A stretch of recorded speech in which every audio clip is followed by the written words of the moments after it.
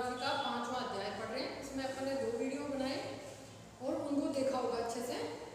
और अपन ने ये जाना कि भूमि का जो उपयोग है वो किन किन प्रकार किया जा सकता है। फिर अपन ने जो दूसरा देखा कि भारत में भूमि का जो उपयोग है वह समय के साथ किस प्रकार परिवर्तन हो रहा है। इसका अपन ने देख लिया 1951 और 2014 तक का अपन ने ये देखा। उसमें तुलनात्मक अध्ययन देखा अपने चार्ट के माध्यम से, या अपन ये कह सकते हैं कि ग्राफ के माध्यम से कि कितना परिवर्तन आया, वो भी मैंने आप लोगों को समझा दिया कि किस प्रकार प्रतिभूमि है या व्यर्थ भूमि है इसमें परिवर्तन आया। वन क्षेत्र आरक्षित होने के कारण या उनका सीमांकन करने के कारण से वन क्षेत्र बढ़ा है, लेकिन आच्छादित नहीं हुआ है।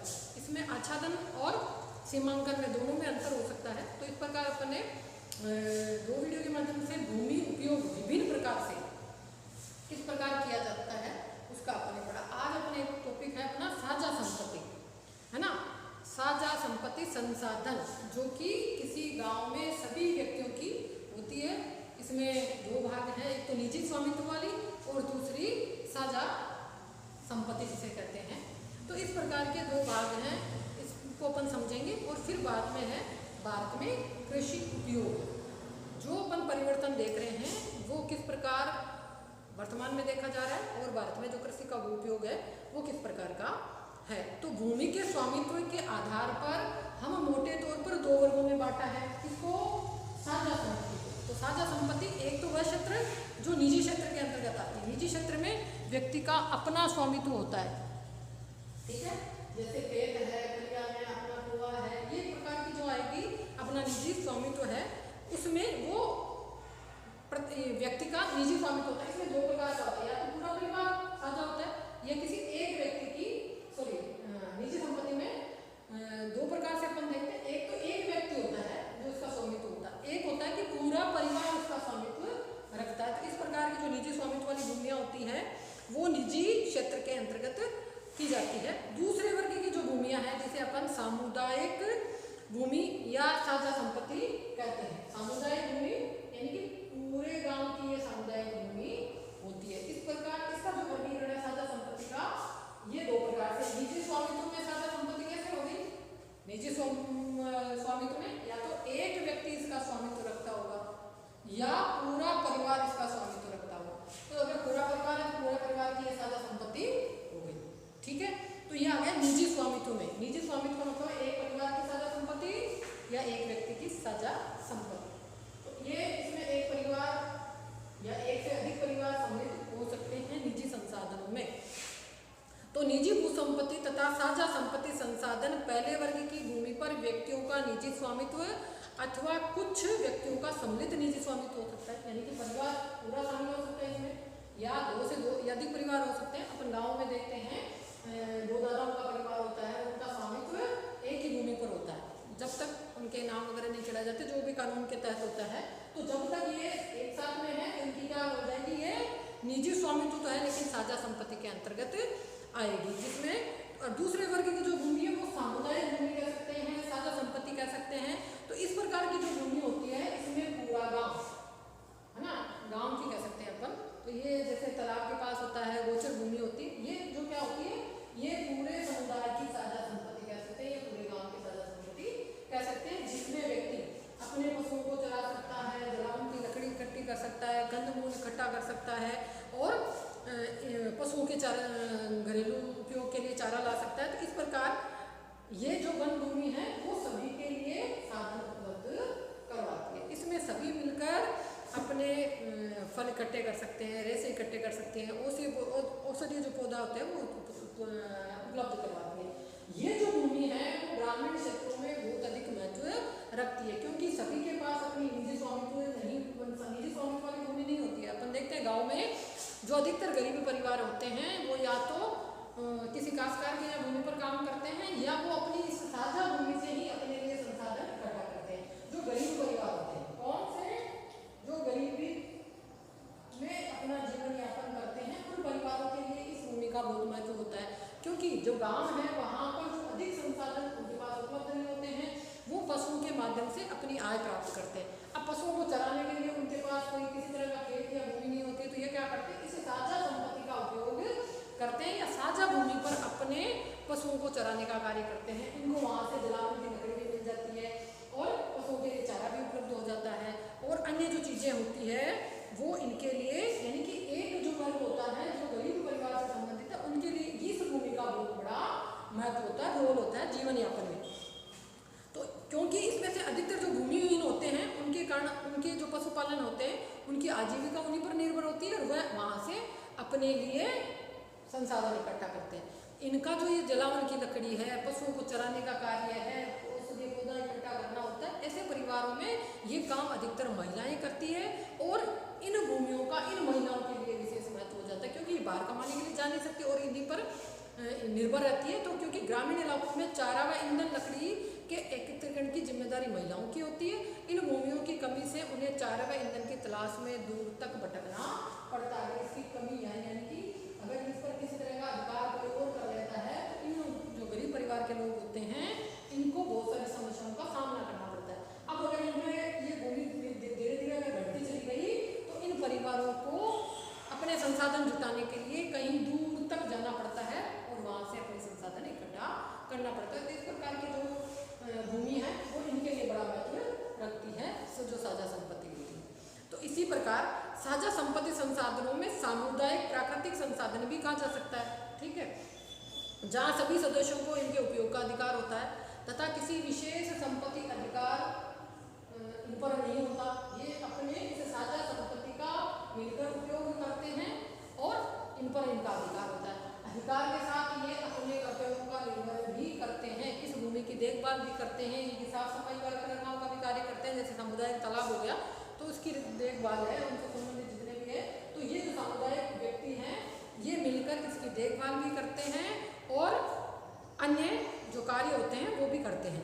तो इनके विशेष कर्तव्य भी इससे जुड़े रहते हैं। सामुदायिक वन, चारागाह, ग्रामीण जलीय क्षेत्र तथा अन्य सार्वजनिक स्थान जो साझा संपत्ति संसाधन के अंतर्गत आते हैं उनका उपयोग एक परिवार, यानी कि बड़ी इकाई जो होती है परिवार की, वो मिलकर करते हैं और उनका प्रबंधन का दायित्व भी इन पर होता है। यानी कि एक परिवार हो गया, एक गांव पूरा एक परिवार हो गया जो इसका उपयोग भी करता है और अपने कर्तव्यों का ध्यान में रखते हुए इसका प्रबंधन भी करता है। तो साझा संपत्ति में अपन ने दो प्रकार की देखी, एक निजी संसाधन, दूसरा साझा संसाधन। निजी संसाधन के अंतर्गत एक बड़े परिवार वाले जो मिलकर निजी स्वामित्व रहते हैं वो निजी संसाधन में साझा संपत्ति आती है और दूसरा जो साझा संसाधन होता है जो किसी गांव या समुदाय पूरे का होता है जिसमें सभी मिलकर कार्य करते हैं, जो कि गरीब परिवारों के लिए विशेष महत्व रखती है।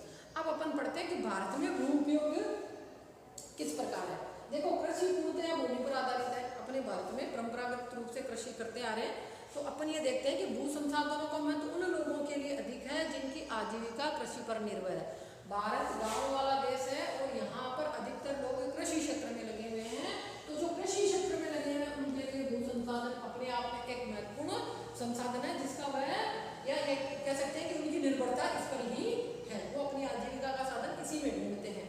तो ये 75% लोग हैं वो किस पर निर्भर हो गए, कृषि पर निर्भर हो गए। धीरे धीरे परिस्थितियाँ जरूर बदली है, आज द्वितीयक और तृतीयक क्षेत्र में लोग अधिक नियोजित हो रहे हैं, लेकिन फिर भी निर्भरता है वो कृषि पर आज भी अधिक है। तो द्वितीयक तथा तृतीयक जो आर्थिक क्रियाएं हैं उनकी अपेक्षा कृषि पूर्णतया भूमि पर आधारित है, ठीक है। तृतीयक क्षेत्र एक कारखाना कुछ मीटर के क्षेत्र में लगाया जा सकता है ना, नीचे अलग कारखाना हो गया, ऊपर अलग कारखाना हो गया, ऊपर। जबकि कृषि क्या है, कृषि तो भूमि से संबंधित है। तो कृषि है वो पूर्णतया द्वितीयक और तृतीयक क्षेत्र के बजाय जो कृषि है वह पूर्णतया भूमि पर निर्भर है। अन्य शब्दों में कहें तो कृषि उत्पादन में भूमि का योगदान अन्य सेक्टरों के योगदान से अधिक है। अतः ग्रामीण क्षेत्रों में भूमिहीनता प्रत्यक्ष रूप से वहाँ की गरीबी से संबंधित है। समझ में आ गया कि गाँव में गरीबी क्यों पाई जाती है, ये इसी कारण से पाई जाती है कि जो कृषि है वो भूमि पर ही निर्भर है, जबकि द्वितीय और तृतीय जो सेक्टर है वो इतने निर्भर नहीं है भूमि पर जितना कृषि क्षेत्र निर्भर है। तो इस कारण से जो भूमिहीन श्रमिक हैं उनमें गरीबी देखने को मिलती है। तो दूसरा आता है भूमि की गुणवत्ता। देखो, भूमि का जो उपयोग है वो निरंतर बढ़ता जा रहा है और बढ़ने के कारण से धीरे धीरे भूमि की जो गुणवत्ता है वो घटती जा रही है। इस घटती हुई गुणवत्ता के कारण से भी भारत में जो है गरीबी देखने को मिलती है और ये उत्पादकता को भी प्रभावित करती है। एक समय जब भूमि की उपजाऊपन अधिक था तो वो बहुत अधिक उत्पादन देती थी, लेकिन धीरे धीरे जब इसका उपयोग बढ़ने लगा, इस पर दबाव बढ़ने लगा, तो भूमि की जो गुणवत्ता है वह कम होती चली गई, जिसके कारण से भूमि की गुणवत्ता कम होने के कारण से उत्पादकता क्या कम हो गई, उत्पादकता कम हो गई, यानी कि अब यहाँ पर कम उपज प्राप्त होती है। ठीक है, इसी भूमि पर एक समय बहुत अधिक उत्पादन होता था, लेकिन गुणवत्ता कम होने के कारण से भूमि की जो देने की क्षमता है, उत्पादन करने की क्षमता है, वो धीरे धीरे कम हो गई, कारण भूमि की गुणवत्ता कम होती चली गई। तीसरा है कि कृषि भूमि का ग्रामीण क्षेत्रों में आर्थिक महत्व तो होता है, लेकिन उसके साथ सामाजिक महत्व भी होता है। तो भूमि की गुणवत्ता अपन ने देखा।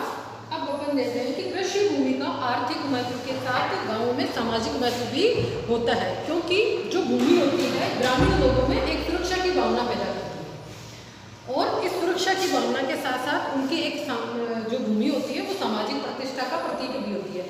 तो अपन गाँव में बहुत सारे लोगों को ये देखते हैं कि जिनके पास अधिक भूमि है उनको उनकी प्रतिष्ठा प्रतिष्ठित व्यक्तियों में माना जाता है। तो इस प्रकार ग्रामीण क्षेत्रों में जो कृषि भूमि है उसका आर्थिक महत्व होने के साथ साथ सामाजिक महत्व भी होता है। कारण यह है कि भूमि है वो लोगों को सुरक्षा प्रदान करती है, एक प्रॉपर्टी के रूप में देखा जाता है। तो इस प्रकार ये जो भूमि होती है ये एक प्रतिष्ठा का कारण भी बनती है। तो समस्त जो भूमि संसाधन है उसमें निवल बोया गया क्षेत्र, अपन देखते हैं कि इसका जो आंकलन है वो किस आधार पर किया जाता है। तो समस्त जो है वो निवल बोया गया क्षेत्र और सभी प्रकार की जो प्रतिभूमि है या कृषि योग्य भूमि है, इनका सबका योग लगाया जाता है, जिसके आधार पर भूमि संसाधन ज्ञात किया जाता है कि कितनी भूमि है।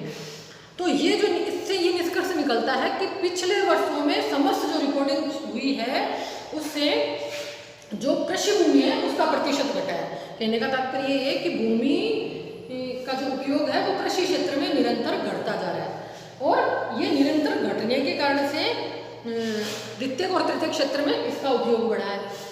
कारण कि बहुत सारे लोग हैं जो भूमि होते हुए भी कृषि क्षेत्र में कार्य नहीं करते, मतलब कि द्वितीय और तृतीय क्षेत्रों में कार्य करते। जो भूमि का उपयोग है वो या कृषि योग्य जो वर्त भूमि है उसमें कमी हुई है और कृषि योग्य भूमि में कमी देखने को मिलती है। तो ये स्पष्ट करता है कि भारत में जो शुद्ध निवल बोया गया क्षेत्र है उसमें बढ़ोतरी की संभावनाएं क्या है, सीमित है। तो आगे आने वाले समय में ये कहा जा सकता है कि कृषि क्षेत्र घटेगा। अतः भूमि बचत और प्रौद्योगिकी विकसित करना आज अत्यंत आवश्यक है। तो अपने को इस प्रकार की प्रौद्योगिकी लानी पड़ेगी जो उत्पादन को बढ़ाए, ठीक है। और उस प्रकार अपने को भूमि बचत का भी ध्यान में रखना होगा कि कितनी भूमि को किस तरह उपयोग किया जाए, उसके विभिन्न उपयोग अपने को बढ़ाने पड़ेंगे। तो यह आवश्यक है कि एक इसी प्रकार की कोई प्रौद्योगिकी लाई जाए जो भूमि में, अपन ये कह सकते हैं कि हमें इस प्रकार की दो तरह की प्रौद्योगिकी बढ़ाने की आवश्यकता है। एक तो ऐसी प्रौद्योगिकी जो एक ही प्रकार की फसल का उत्पादन बढ़ाए, यानी कि एक विशेष फसल को या एक विशेष फसल की उत्पादकता बढ़ाने में वो सहायक हो, यानी कि इस प्रकार के चाहे वो प्रौद्योगिकी हो चाहे रासायनिक उत्पादन हो, इस प्रकार का हो कि जो भूमि में एक ही प्रकार की फसल का उत्पादन बढ़ाए। एक तो इस प्रकार की प्रौद्योगिकी की आवश्यकता होती है। दूसरी प्रकार की जो प्रौद्योगिकी है उसमें पूरे वर्ष में जो गहनतम कृषि होती है उसमें उत्पादकता बढ़ाए। इस प्रकार की अपने को दो प्रकार की प्रौद्योगिकी की आवश्यकता है जिससे अपन अच्छा लाभ कमा सके। इसमें सीमित भूमि की कुल उत्पादकता बढ़ाने में होगा क्या, प्रौद्योगिकी ऐसी चाहिए जिसमें वो जो गहन कृषि होती है या अपन ये कह सकते हैं कि वर्ष भर में जो उत्पादन बढ़े वो भी बढ़े और साथ में जो श्रमिक हैं उनको भी रोजगार मिले। क्योंकि भारत एक ऐसा देश है जहाँ पर जनसंख्या अधिक है और क्षेत्रफल क्या है, कम है। तो जनसंख्या है वो इतनी बड़ी जनसंख्या है, उस जनसंख्या को भी रोजगार मिले। तो इसीलिए इस प्रकार की प्रौद्योगिकी चाहिए जो भूमि की उत्पादकता भी बढ़ाए, साथ में जो हमारी जनसंख्या है या जो श्रम है हमारे पास उसकी खपत भी बढ़े। कहने का तात्पर्य श्रमिक जो हैं उनको रोजगार मिले। तो इस प्रकार की प्रौद्योगिकी की आवश्यकता है। तो भू उपयोग हेतु वांछित है, यानी कि इस प्रकार की प्रौद्योगिकी हमें जरूरी है। अपितु ग्रामीण क्षेत्रों में बेरोजगारी जैसी आर्थिक समस्या को भी कम करने में आवश्यक है।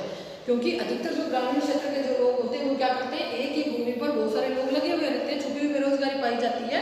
तो इस प्रकार की अगर तकनीकी हमारे पास उपलब्ध हो जाए जो गहन कृषि की उत्पादकता भी बढ़ाए, यानी कि वर्ष भर उत्पादन बढ़ाए, और साथ में जो लोग वहां पर है नियोजित, जो कृषि क्षेत्र में नियोजित है, उनके लिए रोजगार भी बढ़े। तो ये इस प्रकार की जो प्रौद्योगिकी है दो प्रकार की, एक ही प्रकार की विशेष जो फसल होती है उसका उत्पादन बढ़ाने में काम आने वाली प्रौद्योगिकी चाहिए। दूसरी जो पूरे वर्ष भर जो फसल उत्पादन होगा उसमें बढ़ाने के लिए प्रौद्योगिकी चाहिए, और साथ में जो हमारे पास श्रम बचाव पड़ा है या जो हमारे पास श्रम बेकार पड़ा है उस श्रम को भी अपन काम में ले सके।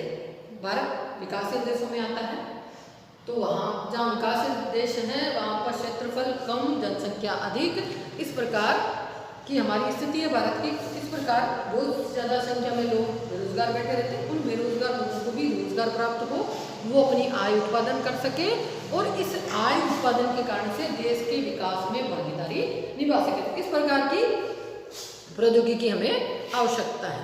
तो फसल गहनता की गणना की जा सकती है। तो फसल गहनता की जो गणना है उसमें एक सूत्र दिया गया है कि सकल बोया गया क्षेत्र और निवल बोया गया क्षेत्र, उसको गुणा कर देते हैं 100 से, तो अपने पास जो फसल गहनता है वो हमारे को प्राप्त हो जाती है। तो इस प्रकार अपन ने जो साझा संपत्ति है वो देखा कि साझा संपत्ति किस प्रकार की है। एक तो निजी संसाधन आ गए या निजी क्षेत्र में जो संपत्ति है वो आती है, एक साझा संसाधन आते हैं। निजी संसाधन में भी संपत्ति है वो साझा क्षेत्र में होती है। जैसे बहुत सारे परिवार होते हैं वो जॉइंट में रहते हैं, तो वो जो संपत्ति है या वो जो भूमि है उनकी क्या होगी, साझा संपत्ति होगी। ठीक है, एक व्यक्ति की भी हो सकती है निजी संपत्ति और एक पूरे परिवार की भी हो सकती है, और यह एक से अधिक परिवारों की भी हो सकती है, क्योंकि हमारे यहाँ संयुक्त परिवार प्रथा पाई जाती है। 2 से अधिक जो दादा परदाते हैं होते हैं उनके परिवार एक साथ रहते हैं। तो इस प्रकार का जो संसाधन होता है वो निजी संसाधनों में आता है। दूसरा अपन ने देखा कि साझा संसाधन क्या होता है, जो पूरे गांव की साझा संपत्ति होती है, जो गरीबों के लिए ज़्यादा फायदेमंद होती है, क्योंकि महिलाएं अधिकतर इनसे अपनी जलावन की लकड़ी है, पशुचारण है, चारा है या कंदमूल है, ये सारा इसी से प्राप्त करती है। और इनके पास क्या होता है, भूमि नहीं होती है, तो इनके पास भूमि नहीं होने के कारण से ये क्या करते हैं, इसी के सारा अपना रोजगार प्राप्त करते हैं या आय प्राप्त करते हैं। तो इस प्रकार की जो भूमि होती है वो गरीबों के लिए आवश्यक होती है। फिर अपन ने दूसरा जो टॉपिक आज देखा वो है भारत में भू उपयोग, यानी कि भारत में किस प्रकार भूमि का उपयोग होता है। तो बहुत बड़ा क्षेत्र है जो केवल कृषि पर निर्भर है और पूर्णतया कृषि पर आधारित है। तो इस प्रकार के जो लोग होते हैं उनकी आय का साधन केवल कृषि होती है। दूसरा आपने देखा कि भूमि की जो गुणवत्ता है वो निरंतर कम होती जा रही है, क्योंकि उत्पादन जनसंख्या बढ़ने के कारण से भूमि का उपयोग बढ़ने से भूमि की जो गुणवत्ता है वो निरंतर कम होती चली गई, तो आज उत्पादन भी कम हो रहा है। तो इसके कारण से भी ग्रामीण क्षेत्रों में इस प्रकार की जो समस्या है वो देखने को आती है। फिर आता है भूमि का जो आर्थिक महत्व है उसके साथ उनका सामाजिक महत्व भी होता है, क्योंकि ग्रामीण क्षेत्रों में या आप कह सकते हैं भारत वाले जो क्षेत्र हैं वहाँ पर जो भूमि है वो एक सुरक्षा प्रदान करती है और उसके साथ उनको सामाजिक प्रतिष्ठा भी प्रदान करती है। तो इस प्रकार आज अपने जो दो टॉपिक देखे कि भारत में जो भू उपयोग है वो किस प्रकार का है।